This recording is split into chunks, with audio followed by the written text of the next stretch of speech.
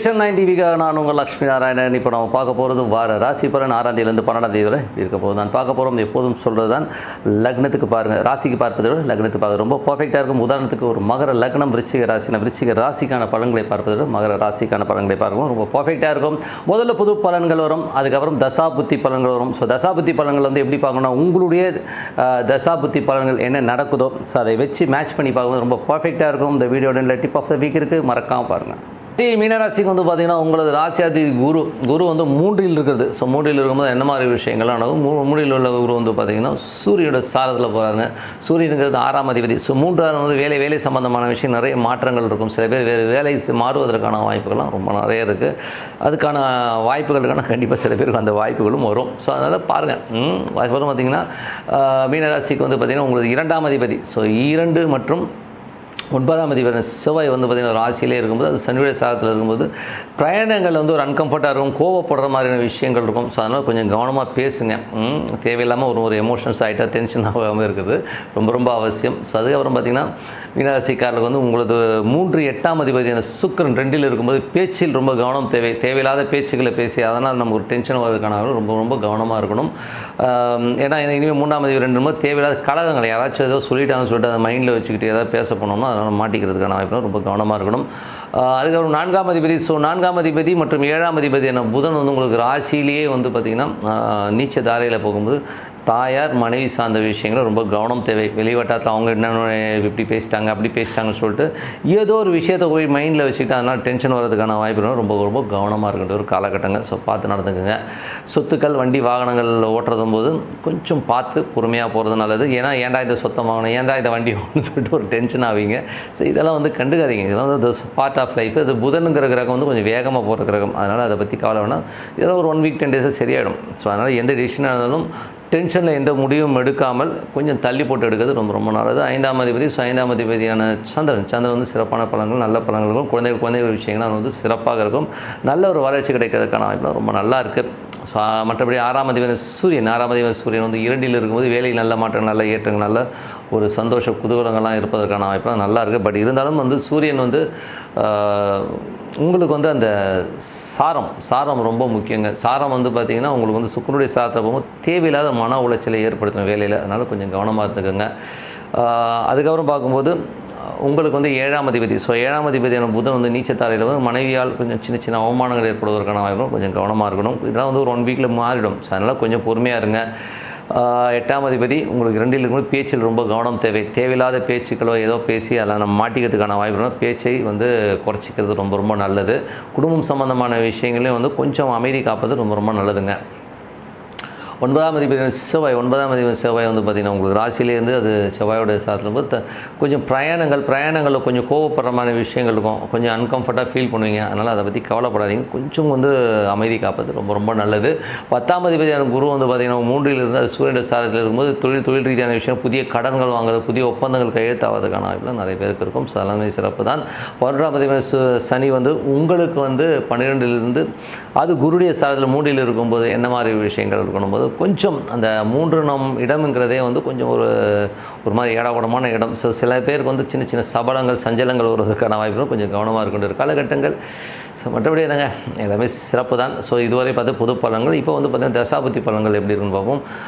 மீன லக்னமாக இருந்து சூரிய தசாபுத்தி நடக்கிறவங்க எப்படி இருக்கணும்? சூரியன் 6ஆம் அதிபதியாக இருந்து அது வந்து பார்த்திங்கன்னா உங்களுக்கு சுக்கிரனுடைய சாரத்தவும் ரொம்ப கவனம் தேவை. ஏன்னா வந்து 2ல் இருக்கும்போது வேலையில் நல்ல வளர்ச்சியை கொடுத்தாலும் ஒரு தேவையில்லாத ஒரு மன உளைச்சல்களையோ, தேவையில்லாத ஒரு கற்பனைகளையோ, தேவையில்லாத ஒரு விஷயத்தை மண்டையில் போட்டு குழப்பறதுக்கான வாய்ப்பு ரொம்ப கவனம் தேவை.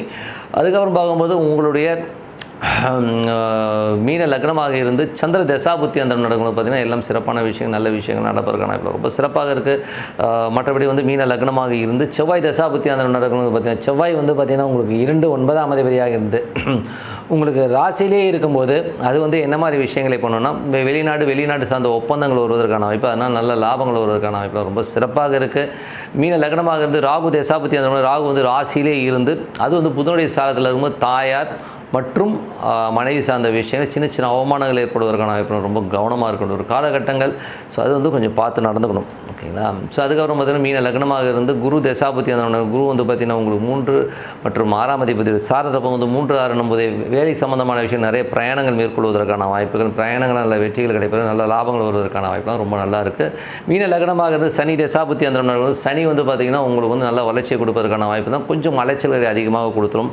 நிறைய புதிய பிரயாணங்கள், புதிய ஒப்பந்தங்கள் வருவதற்கான வாய்ப்புலாம் ரொம்ப சிறப்பாக இருக்குது. ஸோ இது ஒரு நல்ல விஷயம் தான். ஸோ மீன லக்னமாக இருந்து உங்களுக்கு வந்து பார்த்திங்கன்னா புதன் தசாபுத்தி அந்தரங்கள். ஸோ புதன் தசாபுத்தி அந்தரம் நடக்கும்போது பார்த்திங்கன்னா கொஞ்சம் ஜாகிரதையான மனைவி மற்றும் தாயாரினால் ஒரு சின்ன சின்ன பிரச்சனைகள், வண்டி வாகனம் சின்ன சின்ன அவமானங்கள் ஏற்படுறதுனால கொஞ்சம் பார்த்து பேசணும். வண்டி ஓட்டும் போதும் கொஞ்சம் பார்த்து போங்க. யார்கிட்டயே பேச போய் அவன் ஏதாச்சும் திட்டுறதுக்கான ஆகிடும், கொஞ்சம் பார்த்துக்கணும். மீன லக்னமாக வந்து கேது தசாபுத்தி வந்து 7 உள்ள கேது வந்து சந்திரனுடைய சாரத்தில் இருக்கும்போது குழந்தைகள் மனைவி சார்ந்த விஷயம் சின்னதாக ஒரு மன உளைச்சல் இருந்திருக்கும். ஸோ அதுக்கப்புறம் எல்லாமே சரியாயிடும். ஸோ இது ஒரு சின்ன ஒரு பாட்டு தான். ஸோ அதை பற்றி ஒன்றும் பெருசாக இது பண்ணால் மனைவி வந்து கொஞ்சம் வெடுக்குன்னு பேசுகிற மாதிரி ஃபீலை கண்டிப்பாக ஏற்படுத்தணும். மீன லக்னமாக சுக்கிர தசாபுத்தி வந்து சுக்கிரன் வந்து 2ல் இருக்கும்போது 3, 8ஆம் அதிபதி 2லும் பார்த்து பேசணும். ஏதாவது ஏடாவடமாக பேசிட்டு அதுக்கப்புறம் ஐயோன்னு சொல்லிட்டு நம்ம வந்து புலம்புறது வந்து அர்த்தமே இல்லை. ஸோ அந்த மாதிரி விஷயம் மட்டும் கொஞ்சம் கவனமாக இருங்க. மற்றபடி எல்லாமே சிறப்பு தாங்க. ஸோ என்னை பொறுத்தவரை வந்து நல்ல ஒரு பிரார்த்தனை, மனதார இறைவனை பிரார்த்தனை பண்ணுவோம். கண்டிப்பாக அடுத்த லெவல் போகிறதுக்கான விட ரொம்ப சிறப்பாக இருக்கும். Tip of the week. So tip of the வீக்கில் நம்ம பார்க்க போகிறது என்னென்னா குரு. ஸோ இப்போ குரு பயிற்சி நடந்திருக்கு. நிறைய பேர் வந்து குரு பயிற்சியில் வந்து யாருக்கு யோகம் அப்படிங்கிற ஒரு இதில் வந்து நிறைய ஒரு டிபேட்லாம் நிறைய நடந்துட்டுருக்கு. இப்போ யூடியூப் இருக்கிறனால நிறைய பேர் ஃபோன்ஸ்லேயே வந்து பார்த்துட்டு தான் இருக்கிறோம். ஸோ இப்போ வந்து யாருக்கெல்லாம் யோகம் தரும் அப்படின்போது யாருக்கெல்லாம் ரிஷப ராசியில் சனி இருக்கிறார். ஸோ சனியை வந்து இப்போ குரு வந்து மீட் ஆகிற அந்த காலகட்டங்கள் வந்து தொழில் ரீதியான விஷயங்களும் சரி, பொருளாதார ரீதியிலும் சரி, அடுத்த கட்டத்திற்கு போகிறதுக்கான வாய்ப்பெல்லாம் ரொம்ப சிறப்பாக இருக்குது. அது ஒரு பெரிய ப்ளஸ்ஸு. அதுக்கப்புறம் கன்னி ராசி. ஸோ குருவின் பார்வை 5ஆம் பார்வையாக கன்னியில் விழும். ஸோ அங்கேயும் சனி யாருக்கெல்லாம் இருக்கோ அவங்களுக்கும் வந்து ஒரு பெரிய வளர்ச்சியை கொடுத்துரும்.